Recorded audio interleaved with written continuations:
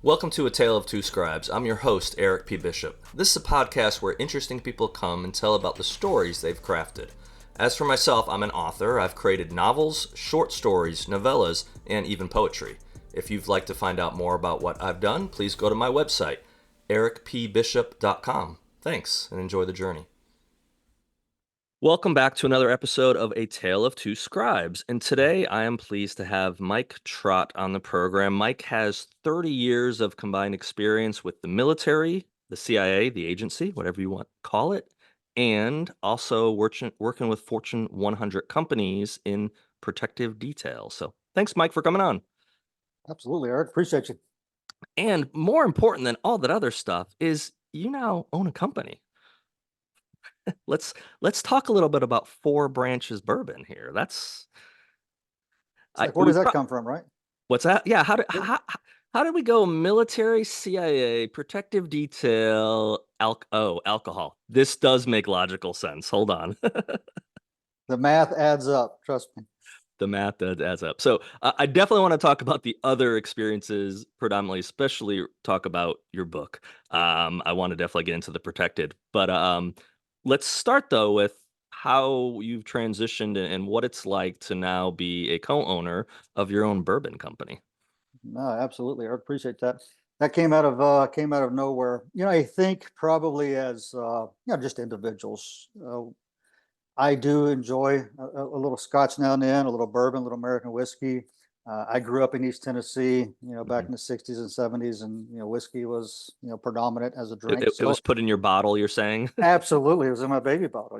I didn't know any different. So no, you've always been around it. And I think been in the military, been at the agency in different places. It's always something. It's kind of a tradition too, right?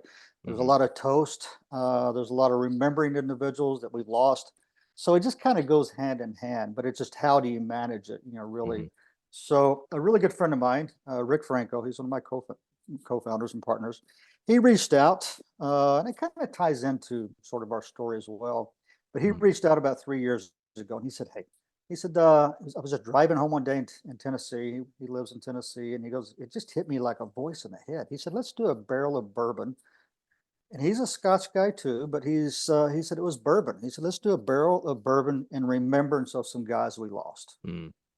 And I'm like, "Dude, you don't have to convince me. Let's do this. What are you Yeah. thinking?"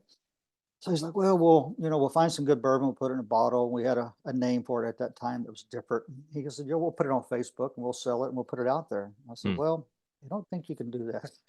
You can't just sell alcohol on Facebook. There's a whole history to that." And I had mentioned to you before, I used to work with one of the co-founders of Casamigos Tequila, Mike Melman, with George and Randy. So I knew a little bit about the alcohol industry, at least enough to be dangerous. Mm-hmm. And so I knew you had to navigate it differently. So anyway, Yeah. so he tells me that story, and then we call up another good friend of ours, Harold Underdown. So Rick is the Marine Corps. He was a VMI graduate and a Marine Corps officer. And then he went into the CIA as a direct contractor. And we both served in the same unit that does overseas protection for a period of time. So anyway, we called Harold. Harold's a 33-year Navy SEAL, Command Master Chief, retired. And we said, "Hey, Harold, this is what we're thinking about. We'd like to do a barrel of bourbon in remembrance of some guys," and just kind of telling a story. Of course, Harold interrupts us 15 seconds into it. He goes, "You know how many guys I've had to bring home?" He said, "100%. Let's do this." Yeah.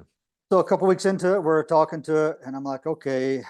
I was the Air Force guy and the CIA guy. Harold's, 30 plus years Navy SEAL. Rick's the Marine Corps, and we're like, "Dude, we're just missing an Army guy." And who do we all know together? There's a lot of Army guys around. I can grab one of them. There's a few, right? So the key thing was, and this is important too, we had to all know each other somehow. And so RJ Casey, a 20-year as an 18 Delta, Army Special Forces, and we've all known each other mutually for many years. And so we called up RJ, same thing. He says, "You know how many people I've had to bring home?" So that was the common thread. So that started the whole thing. And then shortly after that, it became Four Branches Bourbon. Not 5 branches, not 6 branches. We love the Coast Guard. Got a lot of great Coast Guard friends. Space Force. I think I know a couple guys in Space Force, but it had to be somebody we knew collectively together. We just didn't want to randomly pick out a guy from the Coast Guard. Right. And so anyway, that's how it started. And I'll lean in a little bit more on that one. So we did know as veterans between 50 and 60 years old, we're like, alcohol and veterans sometimes can clash. You can get Hmm. yourself in trouble. We're very aware of our 22 veterans plus a day that commit suicide, and sometimes alcohol has something to do with it. Yeah. So we actually took a step back, Eric, and we said, you know what, maybe this is not the right thing. We Hmm. enjoy it, we enjoy it responsibly, but not everybody does. And Right. sometimes they can make that one time fatal mistake. So we said, maybe we're not going to get behind this. And we had sort of a mutual friend who did commit suicide around this time. And it just made us, it rocked our boat a little bit. We took a step Hmm. back. And then we came up with a theory that what if we can change the narrative around alcohol a little bit? And since it is Hmm. such a big market, it's a big industry, you're not going to stop people from drinking, right? They Right. tried that years ago.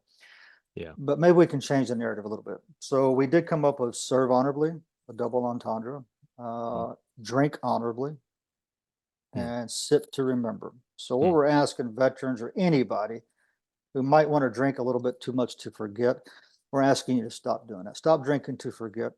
Sip Mm. to remember. There's a whole lot more to remember that we should be remembering. It's good. So let's slow it down a little bit. Yeah. So once we collectively said, we can get our heads around that, and maybe that would send a message out to our brothers and sisters in the community, whether it's first responders, whatever that community may be. Let's stop drinking to forget, sip to remember. Hmm. So that's what happened. And we launched the business a Mm. year ago, and it's doing very well. The message is resonating. Our bourbon just won a silver medal at the San Francisco World Whiskey Mm. Awards competition, which is a big deal for us. Hmm. Um, we're in Kentucky, Tennessee, Arizona, Florida. We're launching Virginia, Maryland, and DC as I speak. We'll all be there next month. We're doing some blitz. So this is where it gets fun and interesting. Did I see this coming? No. Am I a son of a distiller? No. It's just that we enjoy whiskey, and bourbon is such a reflective spirit that does Yeah. kind of slow you down a little bit. It's not something you want to slam. It's not like tequila and vodka and some of the other spirits. Maybe you tend to drink bourbon, fine whiskey a little slower. Yeah. So that's how it all started. Yes, the writer in you, I'm sure, can concoct some family mythology that involved Tennessee, even backwoods North Carolina, and just running them back in before the NASCAR days, running Uh, moonshine. my uncle was a moonshiner. He was a bootlegger. Was He he? was Okay. actually no, he was a bootlegger in Tennessee. So for sure, a lot of people don't, they don't know that NASCAR and bootlegging. That's where NASCAR came out of. That's where it started from. That's where it Yeah. started. This guys running bootleg. So no, that's Yeah. that's the story. And I will say just real quick, the nexus also was when Rick called me up. It was weighing heavy on his heart because his VMI classmate, they went into the Marine Corps together, and then years later, Rick recruited him into the CIA as a contractor. Hmm. And his name is Greg Wright. You can Google him. And Greg, on his first trip out overseas, he did exactly what he was trained to do. He did exactly what a Marine would do. He literally saved everybody's life when they came under attack Hmm. unexpectedly, but Greg didn't make it out. Hmm. So Rick had to go get him, physically get him, and bring him back to his mom and dad and tell a story that that hurts. So that's the impetus, and that's what's always been in Rick's mind. Hmm. Um, and then push forward, really about the same time. I got the call. I was overseas at the agency at the time, and I get the call that Mike Spann had died in Afghanistan. That's. And if anybody knows anything of the story, Mike is the first casualty, the first American killed after 9/11 in Hmm. Afghanistan. Also a former Marine Corps officer, captain, working for the CIA Special Activities Division at the time. Hmm. And I too get the call. You need to go prepare to get Mike and bring him back home. Wow. So those are the things that never leaves your mind. It's Hmm. always close to the heart. And Harold's had to do the same thing with a bunch of SEAL friends and colleagues, and RJ with his special forces community. So that's the thread, and that's the heartbeat behind what our brand is about. Yeah, that's awesome. So we've got family connections with every branch, and then one of my closest friends from college actually just retired about 2 years ago. He was part of fifth group, and actually, so I don't have them all out. So any flags you see that are anywhere on the walls were gifts from him during. So he would when he got out, what, in 2022, I guess, but he was part of the force that came over from Jordan, into Iraq, and, every time he'd come back from a deployment, he'd bring me something, and for whatever reason, I think it was easier to get me flags. So I have a flag, I don't have it, here in the room with me, it's in the other room, but I have a flag from the, Jordanian border that they came across when they came into Iraq, and so I have that. Now, some of the flag stories, I tend to think he's embellishing a little bit, but I'll accept the like, he, brought me a Hezbollah one year, and he started concocting this story, and I'm like, on pins and I'm the writer. I'm on pins and needles, and I'm like, "Holy" well, I mean, good at he got about halfway through it, and he goes, "No, man, I bought it at the gift shop." I said, I like the way the other story was going. But it's such a cool thing just to have. I've got Kosovo and Saudi Arabia and Libya. I mean, just basically all his travels. Afghanistan. He had a dog team, or he was on a dog team in Afghanistan, and he'd come back and share these stories with me. And like we were talking off the air, I'm a financial analyst by trade. I enjoy diving into the stories of what these amazing heroes do, but for me, they're just stories. But to hear some of them from him firsthand, and then him come back and give me not souvenirs. I hate to call it a souvenir, but a emblem from where he was. A something that he's going to remember that trip from. And every now and then he'll be like, "How are my flags? Where are my flags?" Um, and he'd come back and he'd always have I'd get together with him every year or 2. I was had young kids at the time when he was doing a lot of deployments, and he typically would at some point pull the computer out or pull the TV up, and he'd put a hard drive in, and he'd start sending me showing me pictures, and I'd be like, Is that?" And he'd be like, "What you talking about?" The coolest one, which I can say now because it's been years, is after some of the events that took place over in Iraq. I was looking at some photos after one deployment, and there was a noose in the photo, and I knew what's happened recently, and I'm just like, I started to ask a question, and he just went, didn't, and he's never to this day said a word about what, but I've pieced together where he was during those events and what Sure. occurred from just comments he's made. But and I think that's kind of part of why I put some of those memories and some of my stories just the way. And I'll always check with any of my friends that are veterans, like, "Hey, can I use that?" And they've encouraged me to actually to use some of their stories in a fictional version for me. But it's a way to kind of keep that memory alive of what they've done because they've done so much, and like you're sharing, they've been through so much and seen so much loss that stays with them for It's a sure. balance, right? It's a hard balance of how much do you want to forget and how much do you want to remember. And you can't, just thinking the guys, some of the guys we've lost over the years or gals even, yeah, the way they died, some of them are horrible, Yeah. but you can't forget the moment right up until that time. Right. And those are some really great times and great memories. So, it's just so hard. I mean, that's how life is, right? It's weaved together, and you just have to figure out a way to deal with it, Hmm. and a healthy way, right? A healthy way Yeah. to deal with it. And I think talking about it is probably the best way. That's the one thing we're seeing now with so many nonprofits and organizations. And we give back. We've given back. We've only been in business for really 10 months, 11 months, and we've given back over 300,000, Wow. and that's to different charities. The Third Mhm. Option Foundation, the CIA Officers Memorial Foundation, Foes of Honor.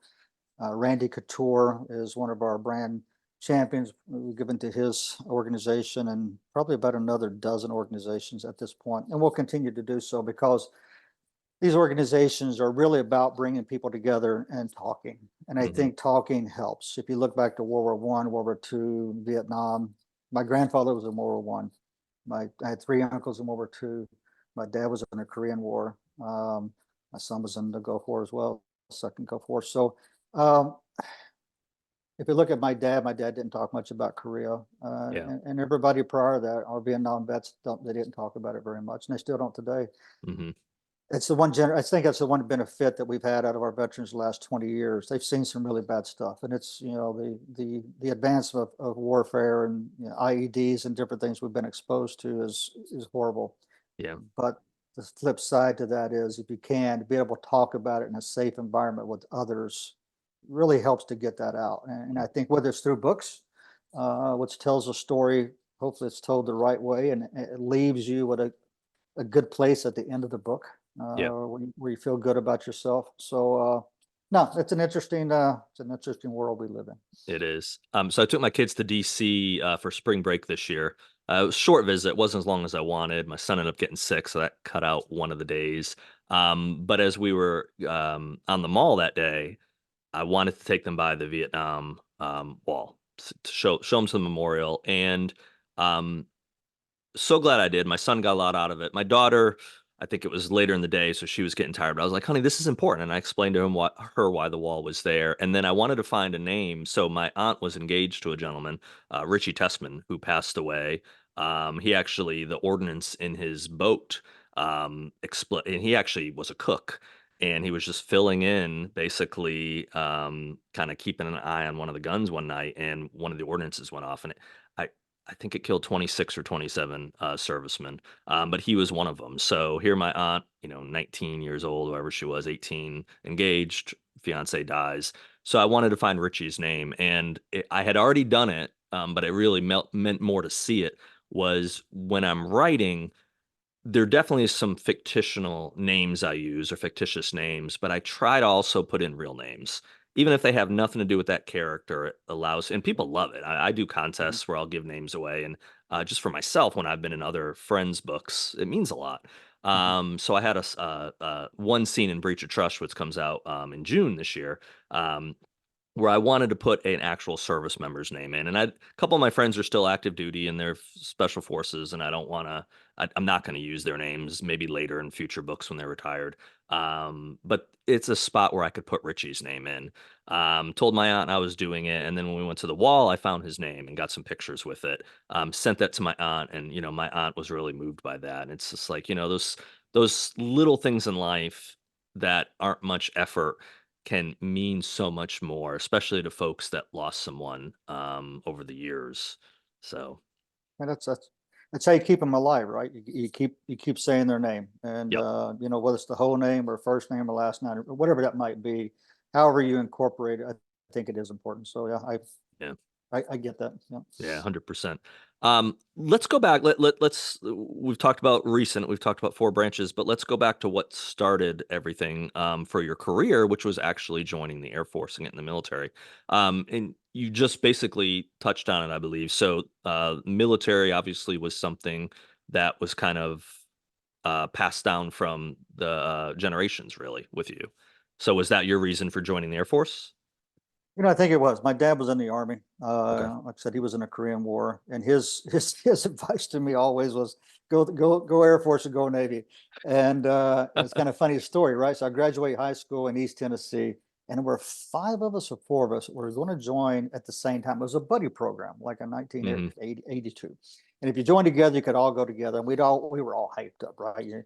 You just watched Rambo and Stallone. So all those movies were out. Like, yeah, we're going to do this. And let's go to Airborne, let's be Rangers. And so Hmm. that was the big hype. So we all said, hey, we're going to meet down at the MEPS or the recruiter and sign up on this particular day.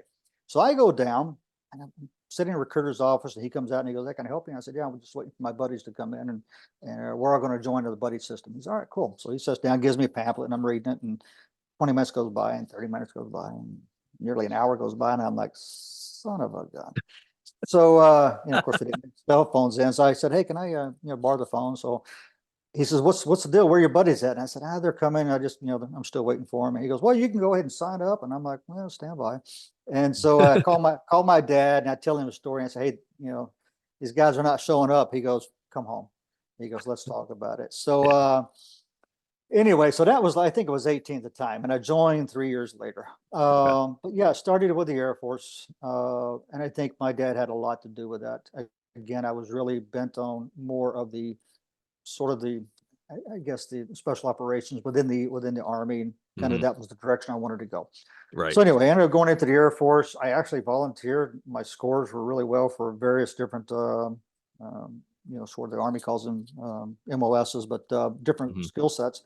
But I wanted to go into something that was more sort of along the line of the Army. So I ended up Yeah. joining special.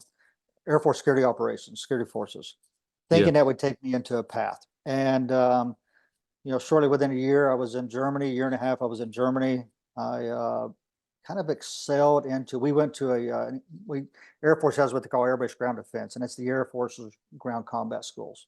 And Okay. not everybody gets to go to that, but I went to that school, and then I got selected for M60 Specialist School, and then another specialized school. So by the time I got to Germany, even though I was only like an E3, I'd already been through quite a bit of ground combat schools and training.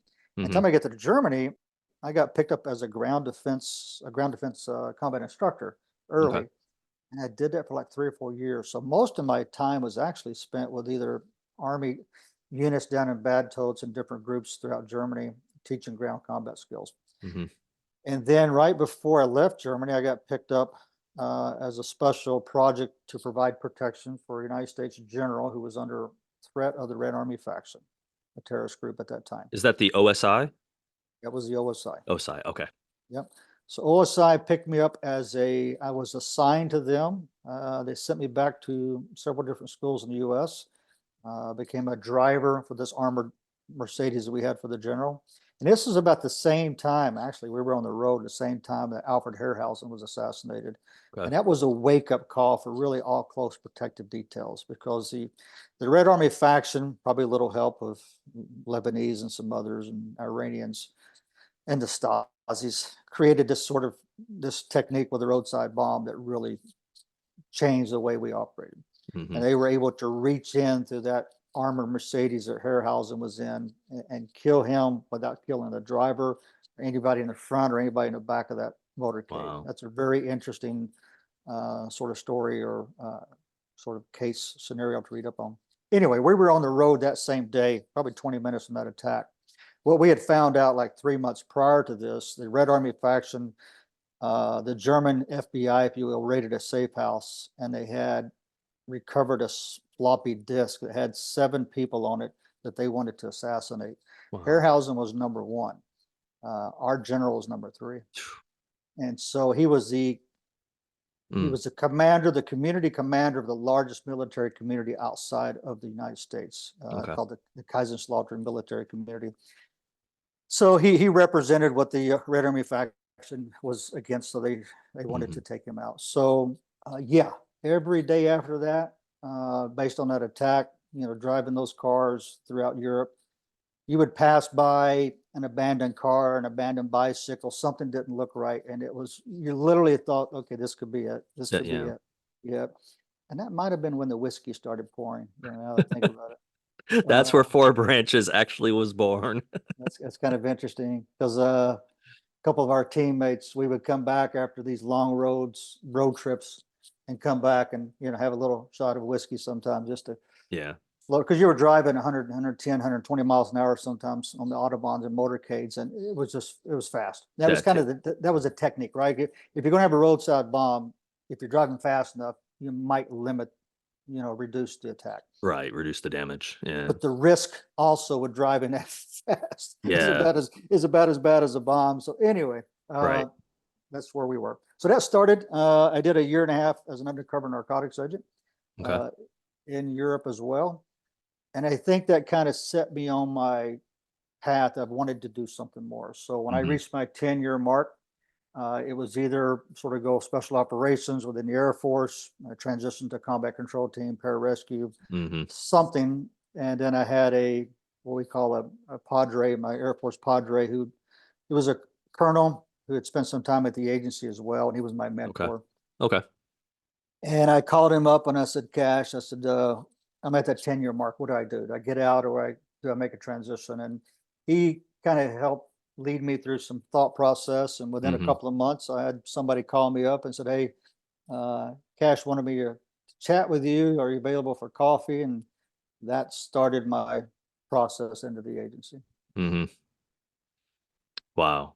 And so transition. So because you'd been doing so much protective work with the generals, did you immediately start doing the protective work with George Tenet, or was that further in your career?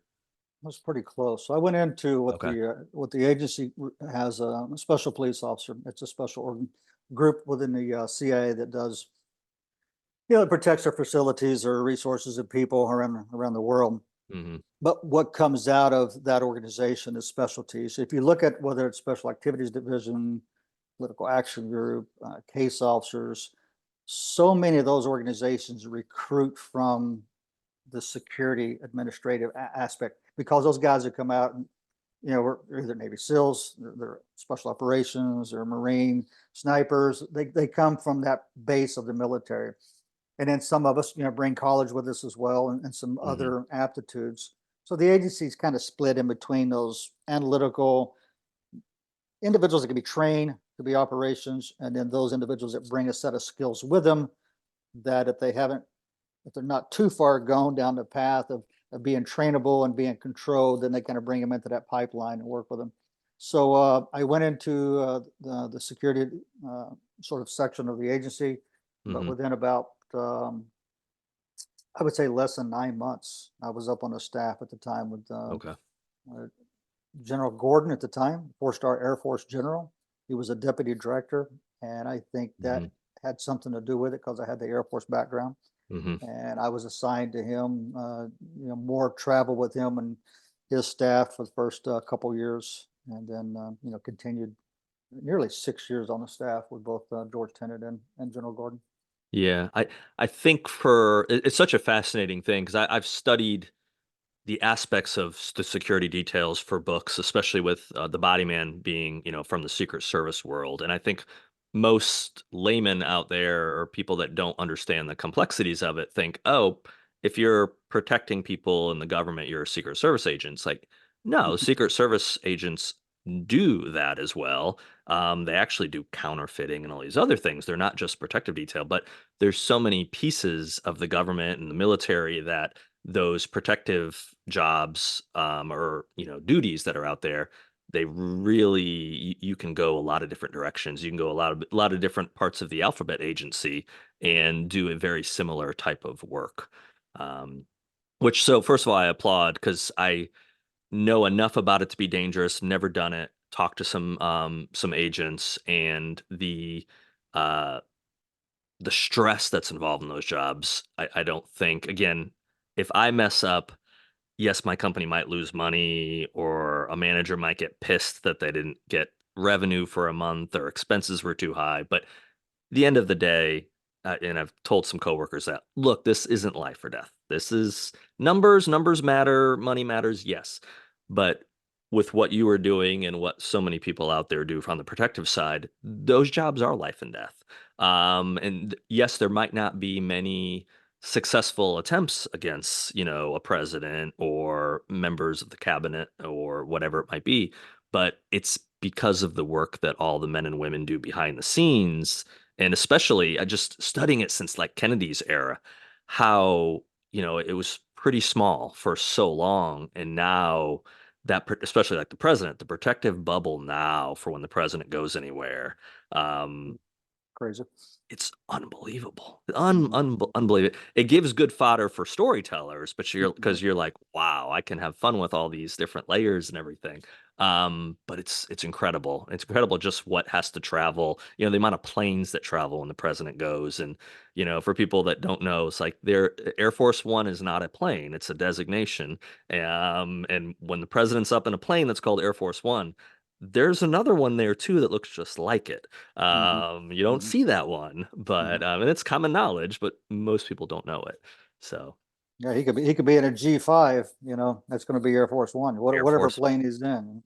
Yeah, he flew into President Obama flew into Asheville, North Carolina, and this is, however many years back now. And they couldn't bring in, Too big they one. couldn't bring the Boeing in, basically. It's too big of a plane for a small little Asheville, even though it's a international or whatever, it's a regional airport, but it's small. So yeah, he came in a smaller plane, and yeah, it's just, to me, it's fascinating to understand the thought process, and again, how your mind works, and how you have to basically put your own safety as a secondary thing, and you have to think about your principal.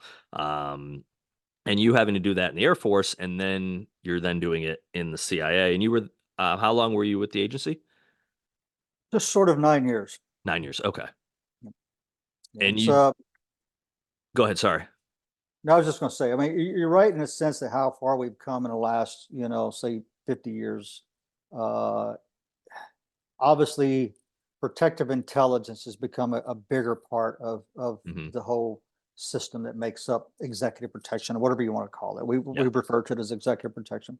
So, God, it's vast, right? I mean, it's everything from a close protection person sitting at a desk that's in front of a protectee's office, and he sits there all day long, maybe armed, maybe unarmed, and that's his row or her row. Hmm. And then there's either that same person or maybe a couple of people take that individual from their house to their home. And that may be the extent of that close protection. Right. Uh, and then some of them, won't mention the names, but some of those have details that are 20, 30, 40 people. And it's almost like a presidential detail that, Hmm. in my opinion, has been often blown out of proportion and usually made much larger than it should. It's just an opinion. But and then you have everything starts with a risk factor, right? What's the risk factor? And the president is the only person really that's mandated protection. Right. Everything else, even if you're a CEO and the board mandates some level of protection, there's various levels. Hmm. For the president, it's at the highest level. So he doesn't have any, you know, he doesn't really have much say into it. Even though they can sometimes butt heads a lot between Secret Service and the president. Uh, The Secret Service is going to win, though, the basically. Secret Service is normally going to win. I can think of a few occasions just in my time period, because when I was with Mr. Tennant, we spent a lot of time at the White House and then a Hmm. lot of time up at the ranch in Crawford and other places, and a little bit of time. George is one of the few. He may be the only director that's ever served two different administrations, both a Democrat administration and a Republican. So we just spent a lot Hmm. of time with Clinton the first time, and then Bush the second time, which is interesting, just Yeah. to see how he had to navigate that. Sure. Um, but no, it's a fascinating industry, and part of one of the reasons why I think I wrote the book is when I made the transition from the government, going to a CEO and founder of a big tech company. It was almost similar to a degree working for the CIA. We had some of the same kind of personalities and skill Mm. sets there, and his level of requirement was not as high as a cabinet level official, but it was a few steps down. But you got it. You could figure Yeah. it out. And then you could continue into the high net worth individuals or private sector. Could be requests for protection based on a threat or a Right. position somebody has. So it really runs a wide gamut from, from a one-off to a location Hmm. travel event to somebody has to have a full-time program with maybe one of the most robust protective intelligence programs that you'll see compared to a president. Yeah. And that has really, really gotten, if you look at, say, 20, 30 years ago before the internet, really, if you had a bunch of guys sitting in a room or a bunch of people sitting somewhere and said they, had this vision of taking out or assassinating somebody, it kind of stayed within that space. And Hmm. maybe nobody knows about it. Maybe it was because it was over alcohol. Who knows where that theory came from? Over But Four now, Branches alcohol. We have to be hopefully not. specific here. Hopefully not Four Branches. Let's keep Four Branches out of that. Okay. Uh, That's true. but now you got, the amount of mental health issues we have, and everybody feeling the need to boast on social media. And Right. if I mention something on the internet that I'm going to, I'd like to kill somebody or assassinate somebody, and God forbid it's a president or a government official, you're going to get a knock on the door. Yeah. So 100%. you now have thousands of people that feel emboldened to do that. That office is overwhelmed. Yeah, I'm sure. And so 100%. we didn't have that necessarily 20 years ago. And so to know whether or not that person is serious, that they have the capability, what was the means behind it, that, that organization has had to expand Yeah. to deal with that. Yeah, I would assume I don't want to speak for you, but in some ways I would assume you're probably grateful not to be in that role at this point in history. Yeah, Understatement of the year, maybe? I think so. It's just different, Okay. to a degree, the protective intelligence helps provide, it's a funnel of information, right? Yeah. Everything is based on the principle. So everything is around the principle. So whether it's Mhm. his residence, it's the bubble, as you know, the residence, the cars, his or her movements, the family, the events, the risk factors, the threats may change based on who this individual is, or they're appearing at events, they've said something they shouldn't have said. They're a public individual. We have a particular CEO out there that, we could talk about, that kind of has his highs and lows based on some of the ridiculous things that he may say. And now you're on the radar somewhere. So Yeah. it can change. You can wake up one morning. I've worked for some principals that I've literally woken up and going, "Oh, you got to be kidding me! I can't believe he or she said or did that." Now it's gonna change things for a while. Right. It can change real quick. Yeah. Um, so no, it's a fascinating. I can't say that I miss it per se, because it really keeps your mind going. And if you care about the job and the people you protect, you always want to do your best. And but no, it's interesting. I think that's probably what led me to write the book. Hmm. Um, Based on all those transitions, now I'm actually working for principals themselves, high net worth individuals, and helping them to understand what this program looks like and why. And I thought that was what was missing. There's a lot of books written about how to provide close protection, where to stand, Hmm. how to fight, what to draw, what kind of weapons to have. All these conversations are great about protecting individuals, but there's no conversation about the individual, the protectee, being part of this conversation. Hmm. And they're probably one of the most important parts of this, because if they're not on board with your program, man, you're going to be fighting and stressing and Yeah. not getting what you need, that can ultimately be a higher risk to them because you haven't communicated with them. So Right. my original thought was to write this book honestly for principals themselves. It was a Mm. conversation as you're sitting down here, like I'm sitting here talking to you, and you may have a lawyer, you may have somebody, a chief of staff, the EA and the principal, maybe the principal's spouse, and you have Hmm. this conversation of what does protection look like to you? What are your Yeah. concerns? And so I wanted to write the book with that kind of language and that kind of attack.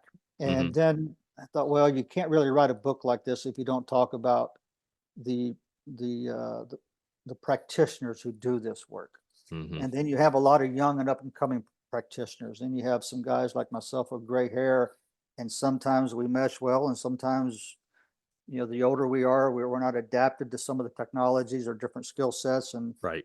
the newer generation brings that in, and sometimes the newer generation is going so fast and furious they're forgetting about the basics. The basics. Yeah. And the gray hair guys, gals step in and go, make sure you got bullets in your gun. It's sometimes it's the simple things. Right. Uh, but so anyway, so the book began to grow, and originally I think I was looking at 200 pages, and it ended up to be about 400 pages, because Hmm. you started inviting more conversations. And then I wanted to break down and tell the principals or the people in this bubble who we are as men and women who serve in this role, why we do it, what Hmm. motivates us, how do we think, just so there's a common communication between us. And that was important. And then it just kind of grew. But, as you and I were talking offline a minute ago, I was almost done with the book, and I was looking at different individuals that might endorse it for me. Right. And I reached out to George Tenet, who, to my knowledge, has never endorsed a book. Hmm. And I get it because of his position, and so many people would like for him to endorse a book. Yeah. And I was blown away. I just thought I had to ask. And I was blown away when George said, sure, I Mm. would endorse that. And I'm like, holy cow. And then I honestly I sat down with my wife that night. I remember I'm going, this book is nowhere good enough for George to To get endorse it. George's endorsement.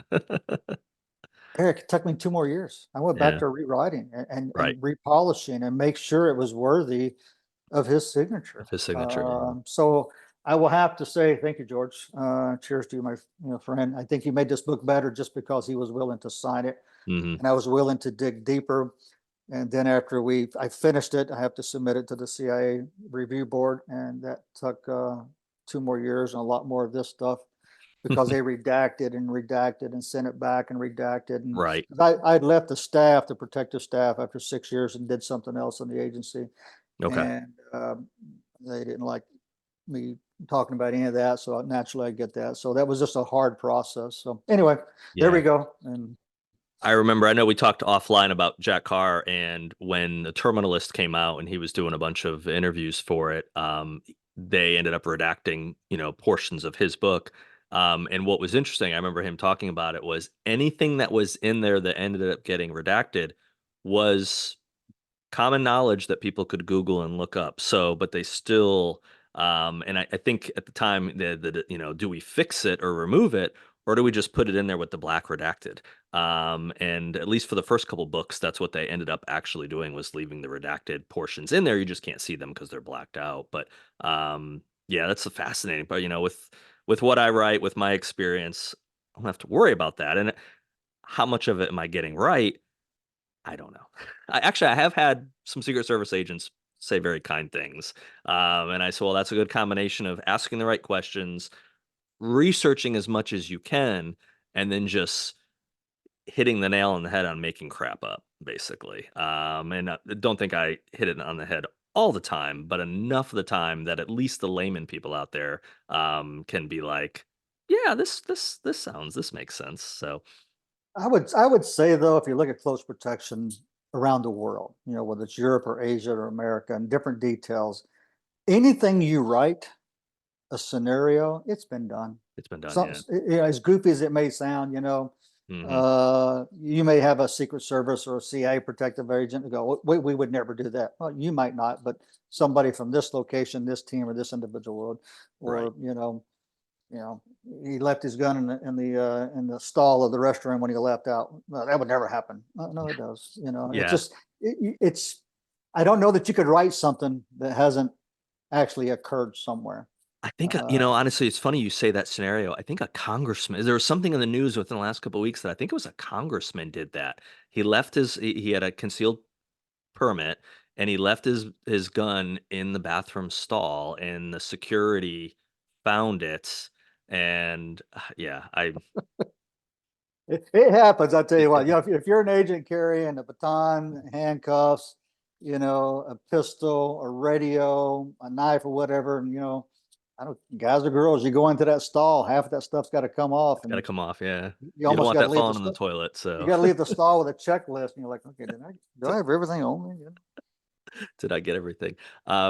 Yeah, so my experience with it, so I'll tell you real quick because we didn't talk about this offline. So we're the A Tale of Two Scribes is on the Spear Talk network. And Spear Talk is a podcast network started by John Guarnieri, and John started it during the pandemic, actually. And John's background is Secret Service. So I had met John, I guess it's about 2 years ago now, when the Body Man came out. I started doing press tours and everything, and doing podcasts myself. And he invited me on his podcast. And so I didn't know him from Adam. Come on the podcast, and offline we're talking. And I said, "Oh, what's your background?" He goes, "Oh, I'm Secret Service." Like, "Oh, cool. Who did you work for?" "Work for President Obama." And what John did was, John spent, I think, 8 years on detail. I could have wrong, but I'm pretty sure it was 8 years.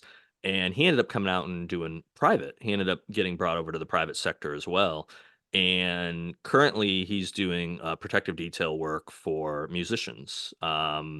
And that's how actually I met him. He was coming to Greenville, South Carolina with Shinedown, and he was like, "Yeah, bring the family, you can meet the band and come backstage." And that was kind of my introduction to what that world looks like. And then in the course of meeting John, we started talking about a book project together that we're currently working on.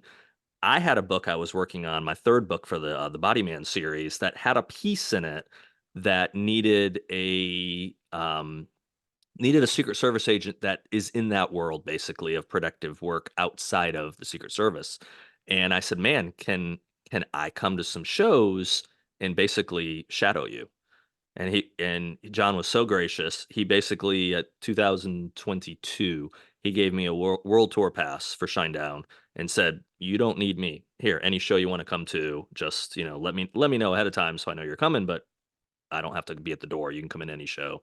So I ended up doing about 8 shows that year, a bunch here in the Southeast, a couple in Texas, California. I flew to Wales, flew to the UK, went and saw a show there. So, and those first couple shows, I just said to him, "If there's something I can't see or somewhere I can't go, just tell me. If not, besides you going in the stall in the bathroom, I'm following you because I want to see what you do. I wanna have an understanding. If I'm gonna write about it, I have an cool opportunity to not just make it up. I can actually go with someone that has principles, and his job is to keep them safe. And it was fascinating. I learned so much, and again, completely different from what you're doing for the president or George Tenet or whatever, but the concept's there.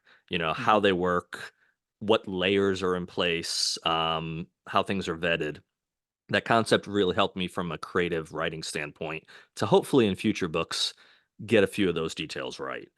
So, and then that opened up the door with John, at some point saying, "Hey, you want to do a podcast?" So, coming on the network. So it's kind of interesting how and this through just, your experience talking about how, you formed the company and stuff of meeting one person and that door that meeting someone, what it might open. And you don't know. That's why you should get out there and talk to as many people as you can and, don't be a jerk, be nice to people because they might see something in you and be like, "Hey, have you ever thought of doing this?"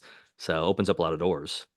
No, for sure. And to your point, we were talking earlier, both the I think the publisher side is a different conversation, but for the writer side, starting 5 or 6 years ago, I'm still in, good contacts and relationships with people like Jack Carr and Don Bentley, Mhm. two guys I have a lot of respect for. And Don is actually, I think I can mention it because it's in his softback. Four Branches is mentioned, so it's those kinds of Awesome. fun things, right? So it's having those conversations with authors. And I Yeah. think we have 3 or 4 other authors that are putting Four Branches in their books. You know, you could name it, Jim Bean or Woodford or Jack or whatever, but the fact that you've got some relationships of friends, or Four Branches has such a, as I joke, Four Branches is not 2 years old. Four Branches started, I don't know, somewhere around 1775. This is Mhm. how long this story goes back. Yeah. So we've got probably, one of the oldest stories in the industry with bourbon and whiskey.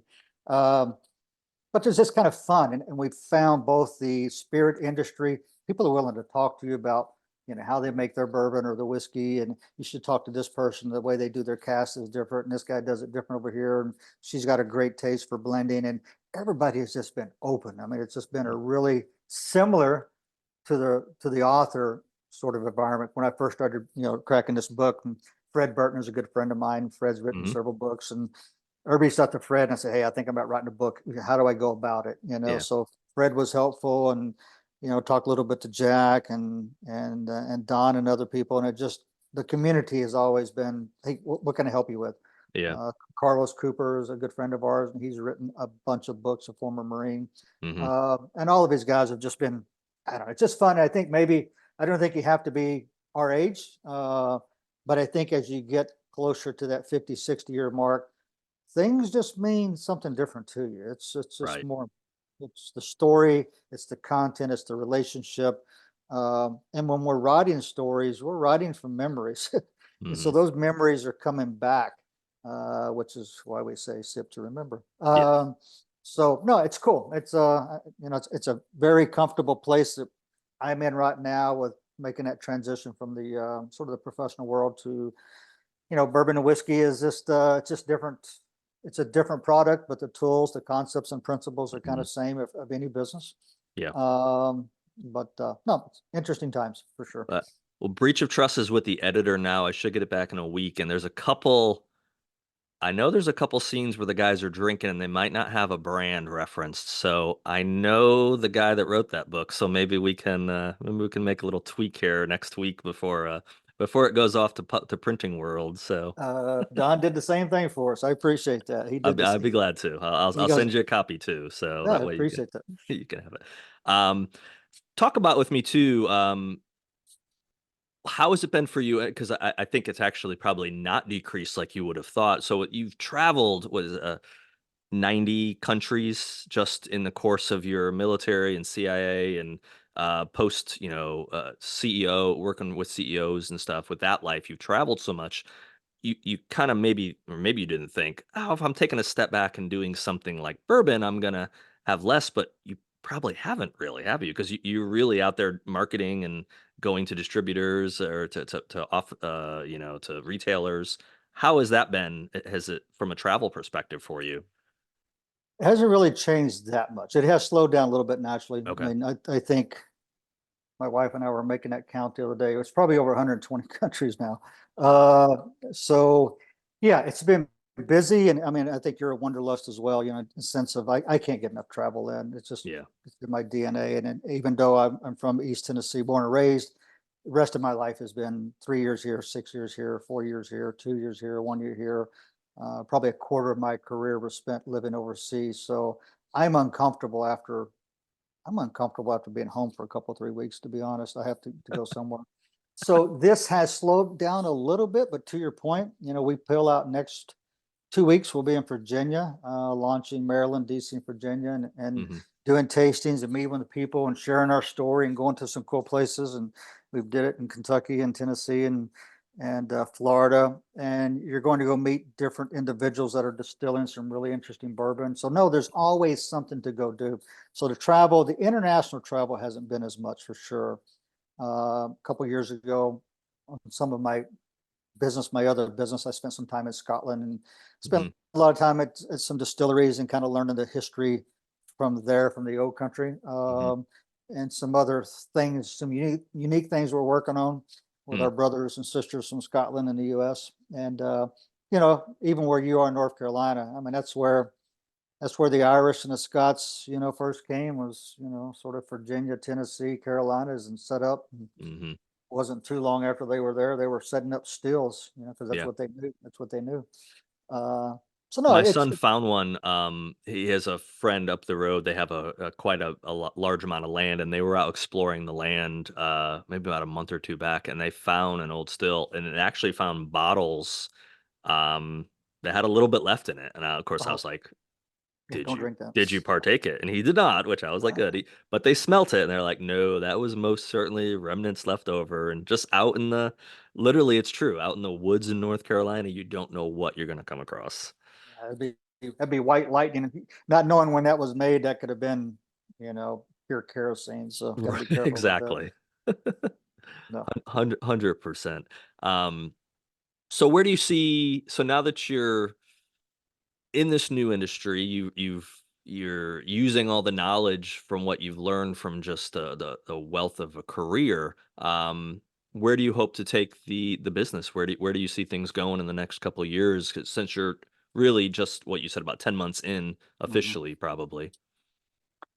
We kind of, as operators, as I mentioned, we didn't come from this space. So what do you do if you're going to go into a new market, a new country, a new sort Hmm. of business? You surround yourself with really smart people to help Yeah, guide that. So we 100%. have 6 or 7 advisors. We're blessed. I think all of them except one came from Brown Forman, retired Brown Forman Okay. executives, and they are our instrument panel. So they're helping to guide this. We know how to tell the story. Hmm. We're getting really good at blending bourbon and sourcing and coming out with a product that represents, we're a luxury product. We're not cheap on the shelf, and there's a reason for that. We're not a product that we want a veteran to buy that $35 bottle of bourbon and go home and drink it tonight. Hmm. We want this whiskey and bourbon to be worthy of the individuals we lost, and Hmm. it's got to be good stuff. So, and we want you to sip it and not down it. So Right. there's a lot of work that goes into finding really, really good bourbon. It's easy to Hmm. put anybody's bourbon in a bottle and call it yours. And that's not what we want to do. We want to Hmm. blend it. We want to make it something unique to ours. So from that standpoint, it takes a lot of time, but you have to really lean in to those individuals who've been in this industry for 10, 20, 30 years, 40 Hmm. years. One of my executive coach, Johnny Manuel, he came out of Brown Forman after 40 years. Hmm. And so I listened to them as I would be listening to George Tenet or, anybody in their industry tell Hmm. me what I need to do. Yeah. And as George would often say, sit down, shut up and listen, so you got to listen as well as you talk, if you will. But so no, we'll see the next 5 years. It's going to be interesting. We want to be in more markets that we can handle. We're raising additional capital, so this is not a project; it's a business. Hmm. It is a very expensive business. Yeah. The average age or the average cost of a 4-year barrel can run you between 25 and $4,500 Hmm. of a 4-year barrel, and you might get 220 bottles out of it, depending on your proof. Hmm. It's a very expensive business, and you got to keep feeding it and growing it. It's a crowded space, and we're blessed to have had the early success we had. Fox News came out last year and called us and said around June of last year during National Bourbon Day, they said, "Hey, would you guys like to be on Fox News Live?" And we're like, "Yes, yes, and yes." Yes, So we we do. did. And that really kind of launched us a little bit. Yeah. And but I think the story resonates. The bourbon is really, really good, and it's just fun right now, Eric. It's like you're writing a book and getting out there.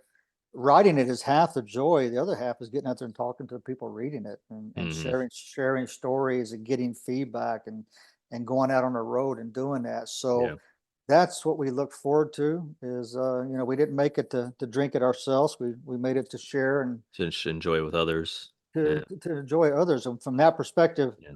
there's no end to the number of groups you can go to and the number of Right. states. And, we often say when you walk into a rick house that has thousands and thousands of barrels of bourbon and it's amazing. And maybe it's the writer in me, maybe, or maybe it's just the relationships we have. But when I walk into a rick house, I see tens of thousands of untold stories. Hmm. It's guys and gals sitting around having a little sip and saying, "Well, you remember this day and remember this, and Yeah. remember Johnny and Johnny didn't, or Grandpa," and whatever that story is, it comes out of sipping sometimes. So, Hmm. with that said, it's endless. It's just a Yeah. matter of how long we want to keep working hard at it. Yeah. Well, like you alluded to, by telling those stories, by saying those names, you keep the memory of people alive. And, our time on earth is really so short. So short. When you're young, you think you got your whole life ahead of you. And my goodness, it's going to like, how do I fill this time? Well, then you start to get through several decades, and decades become more decades, and you realize my window's closing is what it is. It's not getting, then at least for me, then I start looking at it in terms of, well, what do I want to accomplish? What do I want? I was sitting on my front porch this morning, had my laptop out, working on some book stuff, um, and my neighbor came over, and we were just talking about life, and she was talking about what you got going on, and they're getting ready to go out of town, and she was just like, "You're always on," and it wasn't a negative comment, but she said, "You're always on the go," and I said to her, I said, "Yeah," I said, I'm gonna run out of time at some point. I know in my back of my mind that there's so much I want to see. There's so much to do, and there's not enough resources. There's not enough time to do it. So some things are gonna get let off the list, or get left off the list. And it's like so I try to prioritize. I'm talking about travel. I'm taking my mom. I actually have a global entry story for you, real quick. But taking my mom to Ireland later this year, or that's the plan. Mom's 71, never been out of the United States, and Mm. so months ago, every other Thanksgiving I don't have my kids. 2 years ago, I went to Wales and England, and I just made the vow at that point of every 2 years when I don't have my kids for a week for Thanksgiving. Yes, I could go see family or friends. Everyone's been so kind to me over the years after the divorce and during it to say, "Hey, don't be alone during holidays." But I just kind of made that decision a couple years ago. I'm going to leave and go somewhere, and I'm going to go somewhere new. And so then I reached out to mom and said, "Hey, Thanksgiving, you want to go to Ireland?" And she's like, "Yeah." I was like, "Okay, well, let's go." And so in the course of doing that, I was talking to a buddy, and I'm trying to increase my international travel the next several years and maybe do some stuff work-wise, even overseas as the kids get older. And one of my buddies said, "Well, you got to get global entry." I said, "Oh, okay." So I looked into what global entry was, and yeah, that makes sense. So about 2 months ago, I get online, I fill out the application, pay of course, pay the money.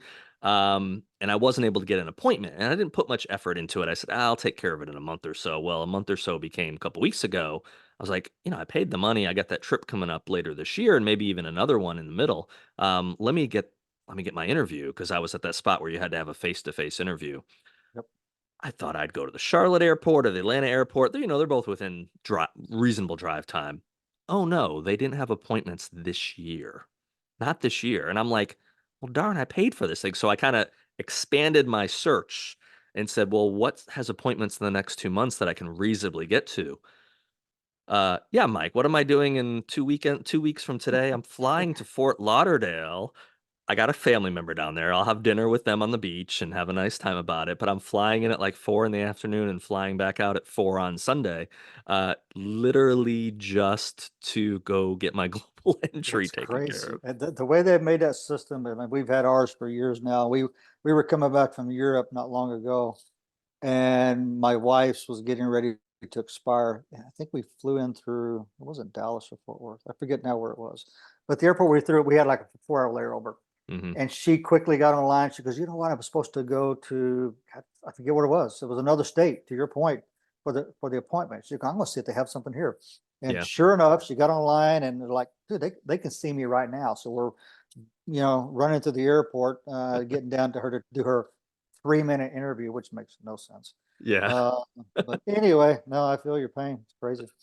I know, but it's what I'll tell you at the end of the year if it was worth it. It's like I don't know, was it worth getting? But I know it's good for 5 years, and I figured, well, um, I've It'll got be it. And good again, if you travel a lot, it'll be good. That's the thing. If you yeah, don't travel much, then maybe not.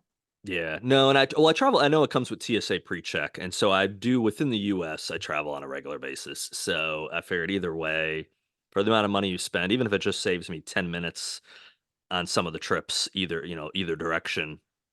10 minutes is 10 minutes. I don't have It to take is. my shoes off. I'm apparently because I've gone through the background check. I'm good. I'm good. They So, consider you safe. I'm a safe person. Yes. If Safe, they safe until they traveler. read my book and then they're like, "What the heck is with this Yahoo?" So we need to have the agents come visit. What's this story about the Secret Service?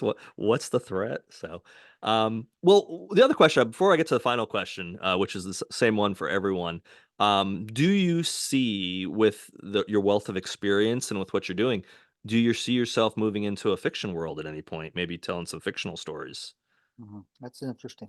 Uh, I do when I have the time. I've got a few chapters already written about a character. Okay. So yes, I do. Um, I don't want to give too much of that one away, but it actually combines a little bit of military time, a little bit of the CIA, has a little OSS involvement, has a little Hmm. Europe in it. It's an interesting plot line, I think, but it's just going to take time to sit and write. Yeah. So I hope to be setting in a location in Edinburgh or the Scottish Highlands pretty soon, and maybe working on that. For me. That's where I have to isolate myself. And I wrote The Protected. I was on a project down the Bahamas, and myself and a retired FBI guy, we were splitting this house, and I was there for a few weeks at a time, and then he would come in and tap me out, and we would kind of Hmm. tap out. And that's where I started writing The Protected. And we had this really cool house. It had the highest elevation on the island, had this little cupola up top. And I would go up and I smoke a cigar now and then. So I'd have a cigar, a little bit of bourbon with my typewriter or my laptop and just Hmm. type, because at the Yeah. time my wife wasn't able to come down and join me. So I had so much time in the evening.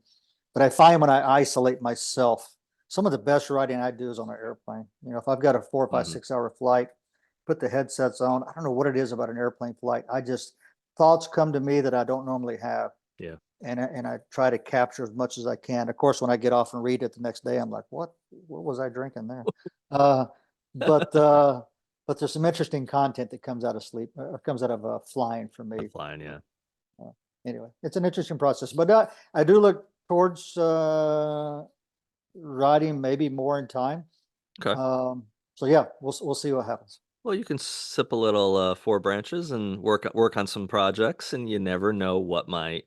Like I try to tell people all the time because they look at a fictional book or any book as so much work, and it's like, yeah, you just have to put the time in, And a book does not write itself. You do a paragraph at a time, or you do a word at a time, but just do a paragraph at a time.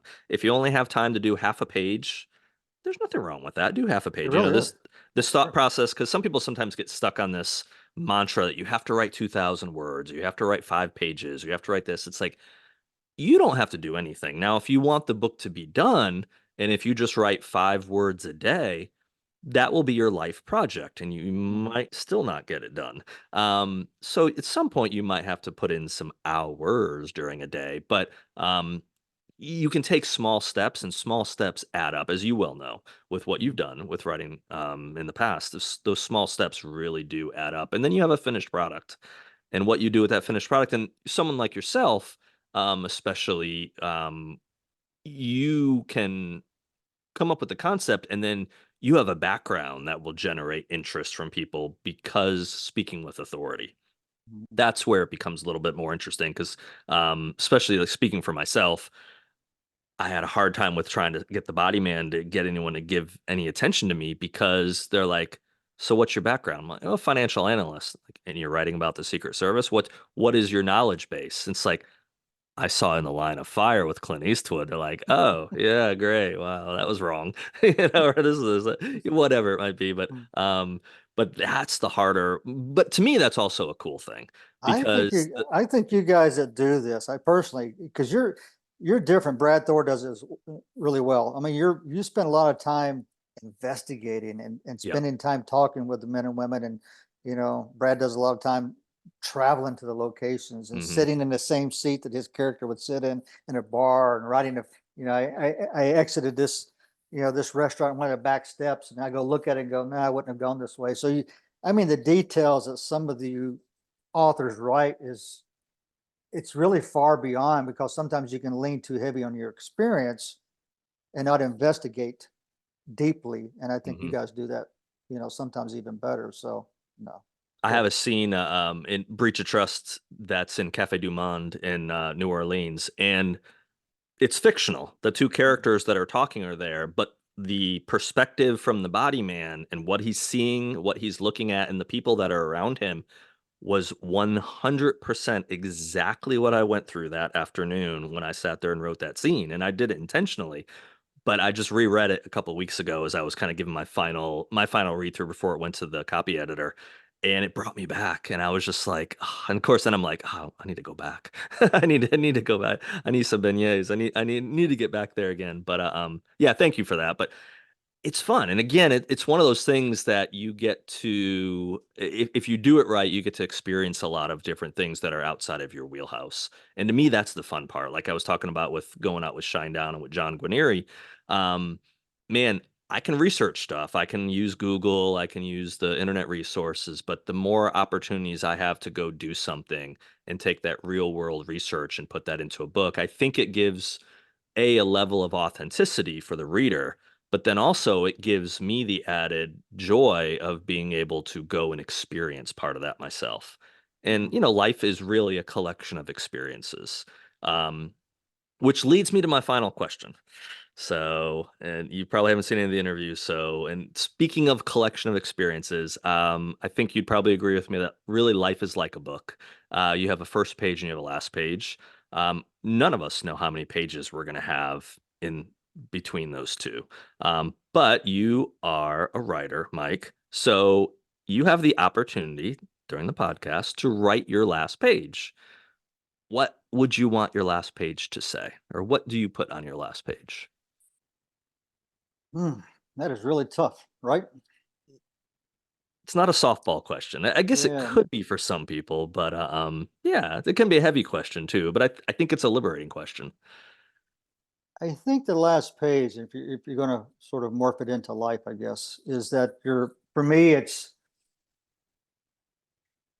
because I've never, other than living in Knoxville for, my first 18 years, my dad passed away in Arizona. He's buried in the VA cemetery in Arizona, even though he's a diehard East Tennessee guy. Mm, My mom is 91 years old. My son lives in Europe with his family, doing great things for our country. But um, I think for me, as being someone who spent so much time overseas, it's that last chapter of life being somewhere, and it could be that hang gliding experience, doing exactly what you want to do, but I didn't see that cliff coming. Whatever that is, that moment, we spent some time in Switzerland, and paragliding is something we've experienced with a little bit, and just that doing something that you enjoy so much, and it could be mhm, sitting with a group of you know family members or really really close friends and having that a little bit of bourbon and having that great steak dinner, and then that moment happens that you check out.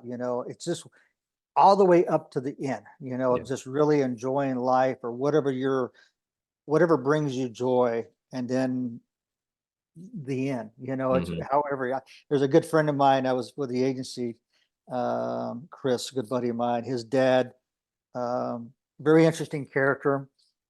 He had cancer, I believe. He knew his time was coming, and he gathered the family around. He had a nice steak dinner. He smoked a cigar. He had a little whiskey, and he fell asleep in his chair and he died. And I'm thinking, man, what a way to go out, you know? Can't Uh, script it better. you couldn't script that better. I mean, Yeah. you may see some stories, or I could have put that in a book, and anybody would say that's BS. That's the way that guy went out. I mean, Yeah. that's pretty, you know. So, you know, obviously, the older you get, and you know, have a couple granddaughters, and love to see them have kids. And I don't think you ever want to leave too early, right? No. Uh, No, you I know don't. you Well, have and a like kids. I try to tell my kids, we talked about them offline before we came on, but I try to remind them that this life is a gift, and it's really up to you how you receive a gift. And so, and bad things happen. Things happen out of our control, and I don't negate that or malign that as not occurring. I know it 100% occurs, Sure. but so Oh much yeah. of life is how we take it, how we accept it. And if we get back up, if you get knocked down, if you let those circumstances keep you down, well, then those circumstances won in the end. They took away your joy. They took away the ability to have that nice steak dinner, or enjoy the nice Drew Estate cigar, or have a nip of Four Branches. Mhm. That's up to you. You get to choose that. You don't get to choose a lot of things in life, but you get to choose your attitude towards it. So, and for me personally, I haven't had a hard life. I can't say, "Oh, man, it's been so rough." I've had bad things happen, sure, and they're bound to happen again in the future. It's how I accept them. It's how I deal with them. And to me, my attitude is going to affect a lot of what happens at that point. And so I fail at that, but I try to keep that reminder to myself of, dude, have a good attitude about it. Ride out the hard Yes. times and look for those good times that are coming. And hopefully, I look forward to you being in the Charlotte area at some point, and we can have a nip of Four Branches together. So No, for sure, for I'll sure. look I forward look to it. forward to it. No, Um, exactly. People that want to either pick up a bottle of Four Branches, or they want to get a copy of the book, what's the best resource for them?